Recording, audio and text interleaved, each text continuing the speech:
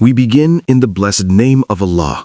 We praise Him and glorify His majesty, for He alone is worthy of all praise and glory. And we pray for peace and blessings to be upon all of His esteemed messengers, especially the last of them, our beloved Prophet Muhammad, peace be upon him. I greet you from my daughter's apartment in the town of Luton, Britain. This town is located about an hour's journey from London. May peace be upon you all. Assalamu alaikum wa rahmatullahi wa barakatuhu. Although the weather in Luton has been sunny for a few days, today the sky is cloudy.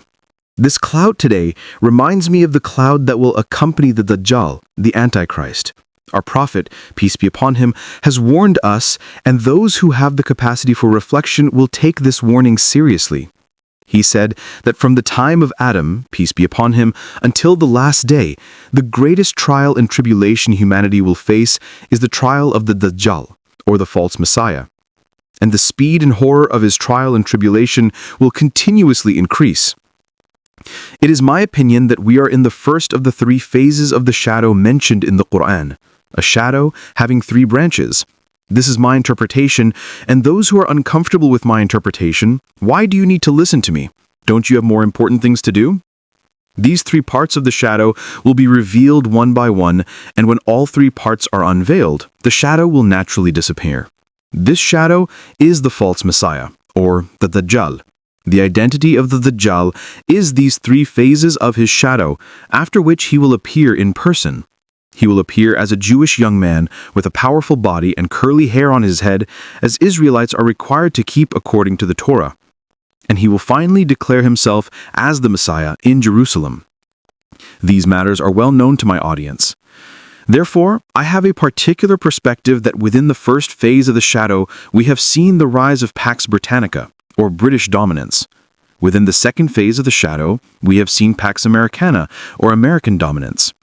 And now we are at a time when we are transitioning into the third phase of the shadow, which I believe will be Pax Judaica, or Jewish dominance. You may have a different opinion. At that time, Israel will claim itself as the ruling state of the world, and this is not possible without a great war, which is very near. The great war is coming very soon, but I do not know exactly when. You already know all these things. What I want to share with you today is, remember when the Prophet Solomon, peace be upon him, was ruling the world from Jerusalem, from the holy land of Israel. Allah tested him and placed someone on his throne who was described as a jasad, a body. You will not find this information anywhere else in the world except in the Quran.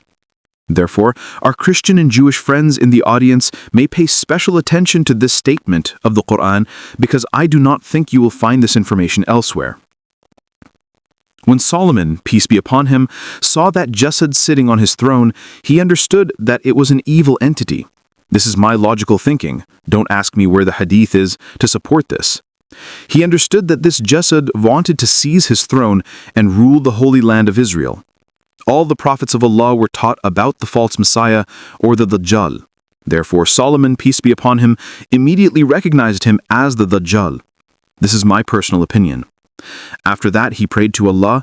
Of course, he first asked for forgiveness, because when you are about to ask for something, you should always do so after seeking forgiveness.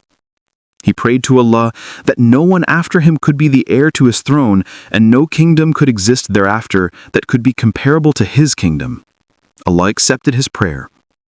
A few days after the death of Solomon, peace be upon him, his kingdom collapsed, and from that day to this, it has never been restored.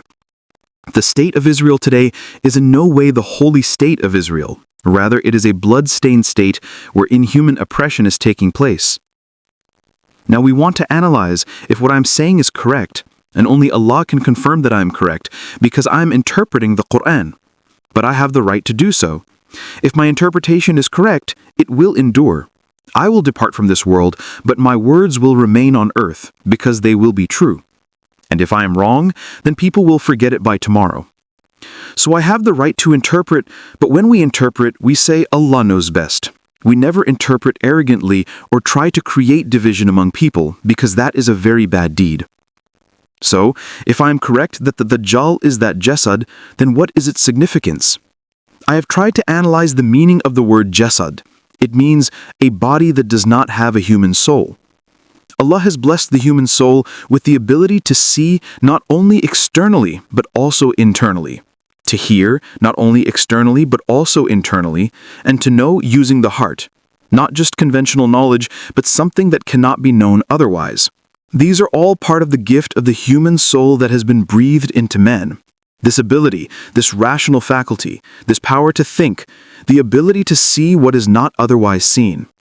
It is because of this internal awareness, this spiritual insight, that the Quran refers to it as bashar. Maulana Jalaluddin Rumi, may Allah have mercy on him, drank from that fountain of knowledge which came from Islam. And he who's known to us as Mr. Green, and in whom there are the characteristics of the Prophet Jesus, peace be upon him, this was told to me by an Orthodox Christian scholar friend of mine. The crux of the matter is that we need bashar, or insight. After Maulana Jalaluddin Rumi, another one is Dr. Muhammad Iqbal.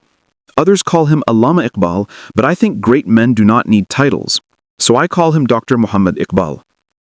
He was my teacher's teacher, so, in the terms of pursuit of knowledge, I am Iqbal's grandson.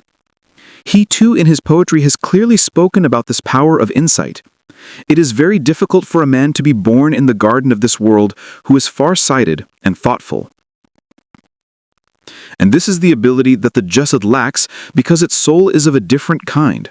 When Jesus, peace be upon him, kills the Dajjal, he will disappear. His existence will vanish. This is my opinion. Don't ask me where the hadith is for this. I have the right to think. If you do not want to think, then go your own way and leave me alone. I don't know why I have to keep requesting this. If you are uncomfortable with my pursuit of knowledge, then go your own way and leave me alone because I have many followers. Not only Muslims, but Christians, Hindus, and Jews are also listening to me. Even the people of this country are listening to me, so you do not need me. This caravan will continue. This is the way to protect your mental well-being through the Quran.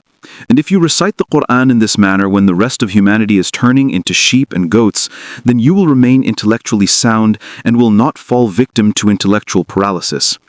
May Allah bless all of you who will now complete a reading of the Quran every month in this way, so that the Quran may protect you from that intellectual paralysis that comes from the jasad. Thank you. Assalamu alaikum wa rahmatullahi wa barakatuhu.